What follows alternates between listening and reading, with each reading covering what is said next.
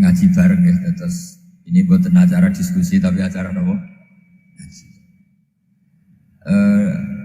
Saya mau ngaji tentang ayat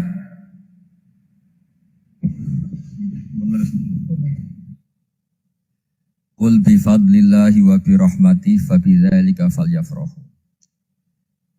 Ajarkan Muhammad atau katakan Muhammad pada umatmu, sebaiknya atau seharusnya mereka hanya gembira dengan melihat fadlnya Allah dan rahmatnya Allah. Ini harus kita pahami mulai dari konstruksi yang paling pokok, yaitu akidah. Dua ahwal, ahwal itu satu perilaku sosial. Tiga mutammimat, sesuatu yang tidak pokok, tapi kita butuhkan dalam mengawal hidup ini. Saya beri contoh, orang itu sampai maksiat, itu karena cari kesenangan. Misalnya baru penat itu, ingin seneng, ada orang yang macam-macam lah, ingin melihat maksiat, apa itu pornografi, apa nyabu, apa macam-macam. Itu sebetulnya agama punya konsep yang luar biasa, yaitu seharusnya seseorang itu gembira dengan ketaatan. Lalu pertanyaannya caranya gembira gimana? Gembira itu mudah. Jadi misalnya kamu sujud sama Allah Subhanahu wa taala. Terus cara berpikir begini, ini sekaligus ijazah. Cara berpikir begini. Ya Allah, ini kata Sayyidina Ali, kafani izzan an akuna laka abdan wa kafani fakhron an takuna li robban. Ya Allah, betapa sialnya saya andaikan saya jadi budak dari makhluk yang sama. Misalnya sampean itu seorang kiai atau rektor atau doktor atau orang terpelajar, kemudian kamu jadi budak atau hamba dari makhluk yang setara. Betapa hinanya saya. Maka kata Sayyidina Ali, ya Allah, saya ini cukup bahagia, cukup bangga karena jadi budak, jadi hamba dari zat yang super atau yang maha super. Gini kok Allah Subhanahu wa ta'ala. Sehingga ada kebahagiaan yang luar biasa karena menjadi hambanya Allah Subhanahu wa ta'ala. Setelah bangga dengan jadi hambanya Allah, maka kita akan malu. Malu misalnya kok saya bahagia itu nunggu melihat pornografi, melihat maksiat. Itu terus menjadi malu. Kenapa saya bisa didikte oleh hal-hal seremeh itu? Ya, kita malu karena didikte oleh hal-hal yang seremeh itu. Karena kita didikte oleh nafsu. Jadi izzatun nafsi, satu harga diri seseorang itu harus dihidupkan untuk hanya tunduk kepada Allah Subhanahu wa ta'ala. Sehingga Nabi itu melatih satu logika tarkul ma'asi. Nabi itu dulu ketika ada seorang pemuda yang ya karena mungkin pemuda ya, dia itu mau masuk Islam, tapi uniknya kata pemuda tadi, saya masuk Islam tapi asal dibolehkan bebas zina. Jadinya agak sableng gitu. Jadi mau masuk Islam syaratnya dibolehkan apa? Zina atau free sex gitu. Karena orangnya agak hiper. Itu Nabi tidak langsung mengancam dengan neraka enggak. Ketika mau pamit gitu semua sahabat melarang. Mah itu jangan, kamu jangan sowan Nabi. Itu permintaan yang enggak masuk akal. Setelah lama ditahan terjadi kegaduhan di masjid, Nabi dengar itu ada apa itu? Itu ada pemuda yang mau masuk Islam tapi yasta'dzinuhu fi zina, tapi mereka minta izin ke Nabi untuk tetap boleh zina. Kata Nabi, pemuda itu suruh masuk, suruh menghadap saya. Ketika menghadap Nabi, saya ulang lagi, ketika menghadap Nabi, Nabi mengajarinya itu luar biasa. Nabi tidak langsung mengancam dengan neraka atau dengan azab itu enggak, tapi kata Nabi, atuhibbuhu li ummik. Kamu suka kalau ibu kamu itu jadi demenannya orang banyak? Oh enggak ya Nabi, yang demen ibu saya tak bacok kan. Karena ini ya agak preman, di mana-mana orang nakal agak preman. Terus atuhibbuhu li bintik. Kamu suka kalau putri kamu ya digitukan orang-orang? Oh ya enggak Nabi, yang gitukan putri saya tak bacok. Atuhibbuhu li kholatik, kamu suka kalau bule kamu digitukan.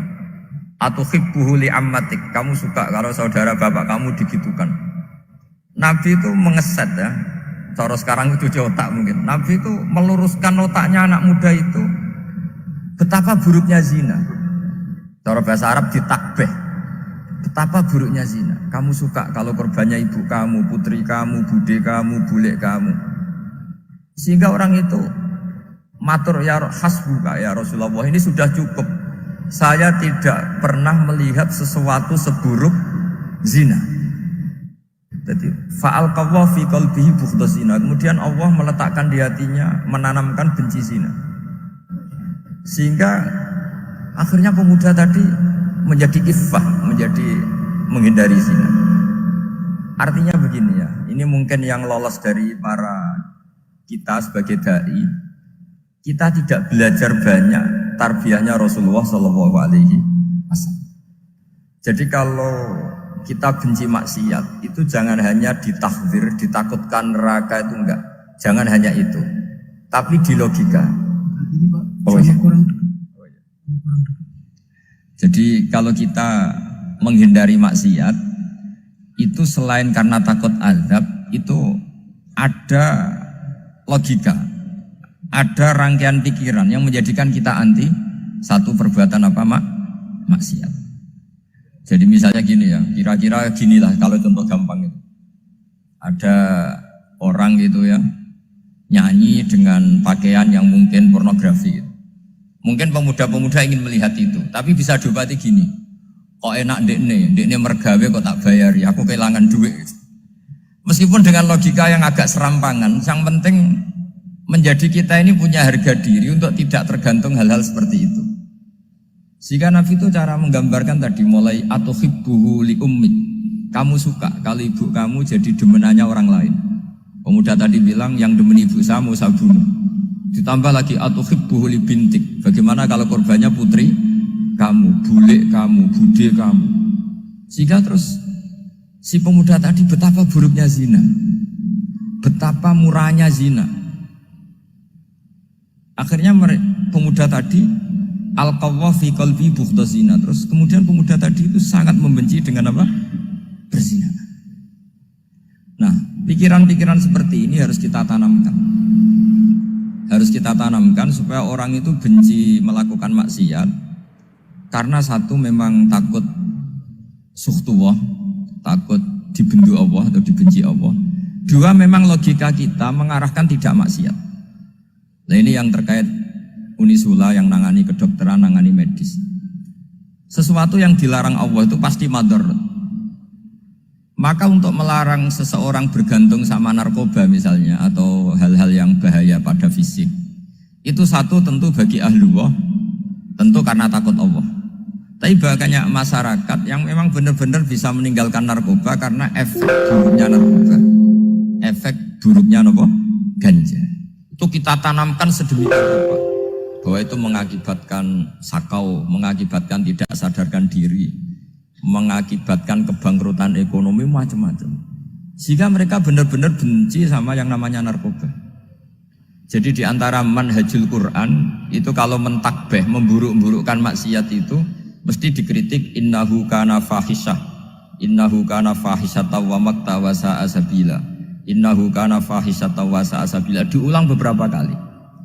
Sehingga dibutuhkan kecakapan untuk menganggap satu hal yang buruk itu fahisyah, sesuatu yang enggak rasional, sesuatu yang tidak positif, sesuatu yang pasti berdampak negatif. Sehingga kalau misalnya tadi dibacakan oleh qari kuntum khaira ummatin ukhrijat linnasi ta'muruna bil ma'ruf wa tanhauna 'anil munkar. Untuk berhenti dari kemungkaran itu satu takbihun litilkal munkar atau litilkal munkarat, bahwa munkarat itu kita cap, kita stigmasi bahwa itu buruk sekali.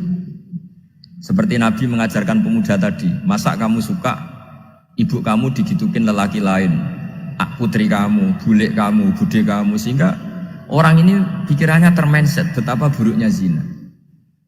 Sama seperti kita sukses memindset betapa buruknya narkoba, betapa buruknya bahan-bahan terlarang. Begitu juga seterusnya, terus pengkhianat dan sebagainya. Tapi problem manusia adalah dia itu akan mencari kebahagiaan atau kesenangan sesaat. Maka caranya gimana? Keinginan senang lewat maksiat ini dilawan dengan nyaman dengan taat. Kita ulang lagi, nyaman dengan taat.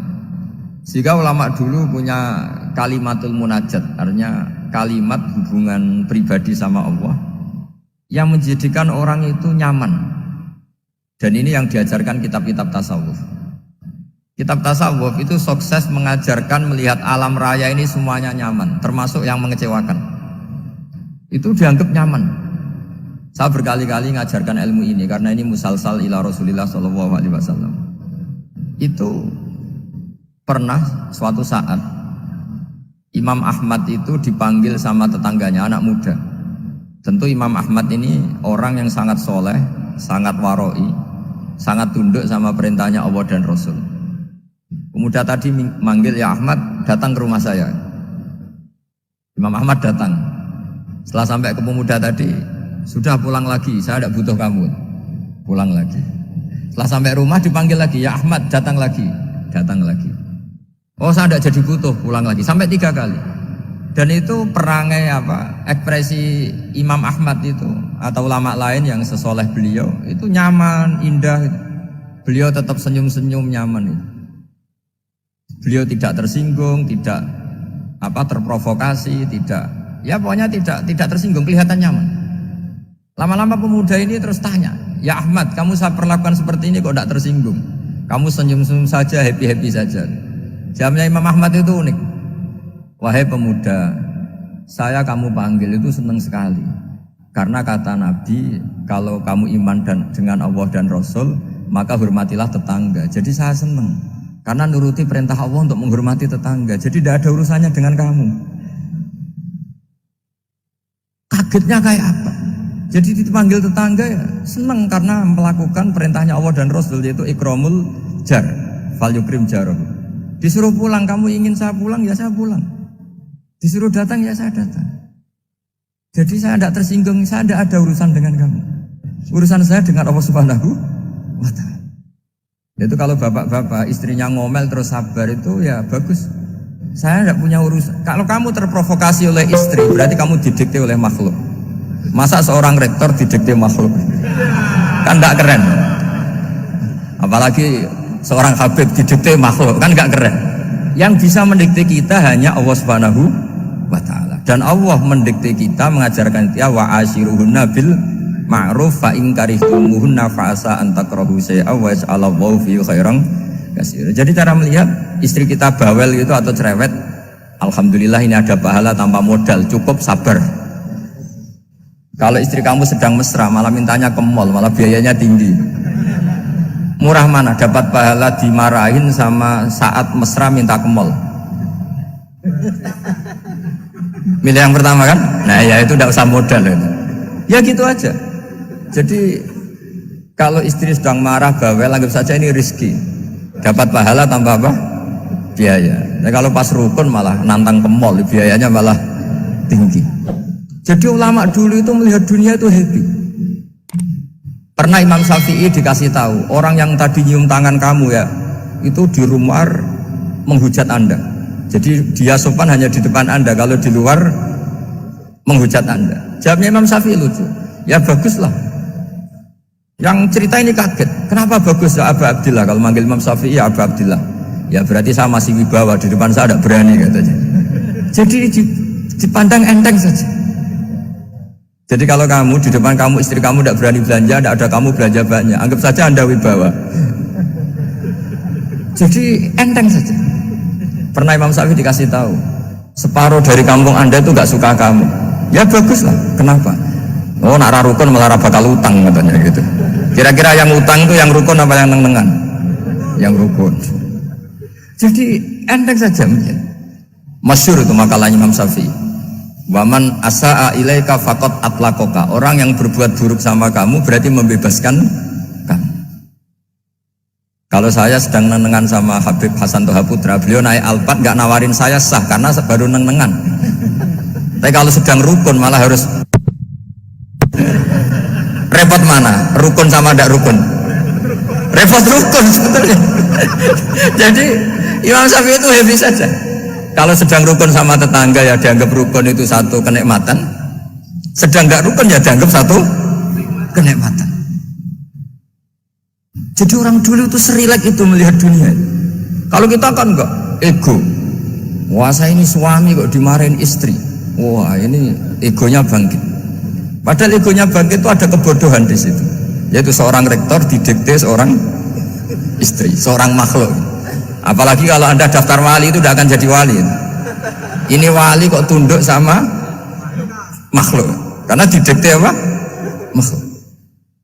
Maka Imam Ahmad ketika tetangganya bully gitu ya santai saja, beliau happy. Ketika pemuda tadi eskal janggal, kenapa kamu nggak tersinggung ya Ahmad? Memangnya saya harus tersinggung gimana?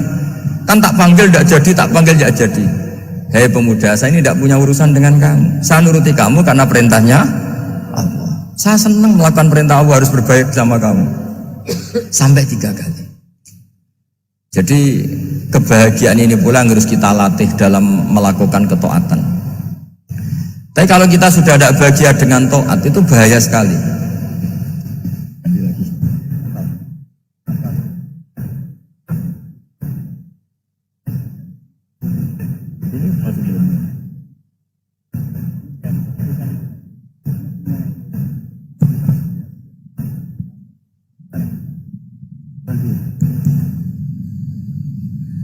Harus gini Bang prosedurnya.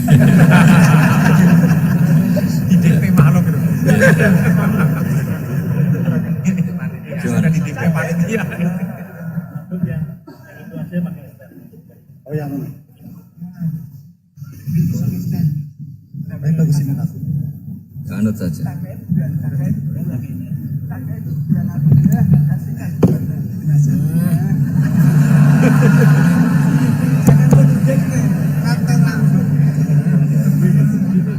Ya. Sudah, ini sudah bisa. Oh, sudah, ini sudah benar. Untungnya kiainya latihan jadi wali, jadi gak tersinggung. Kalau ndak ini sudah masalah ini. Paling ndak kan baru ngajarkan gitu, masa ada bisa meraktekkan gitu. Jadi pura-pura soleh.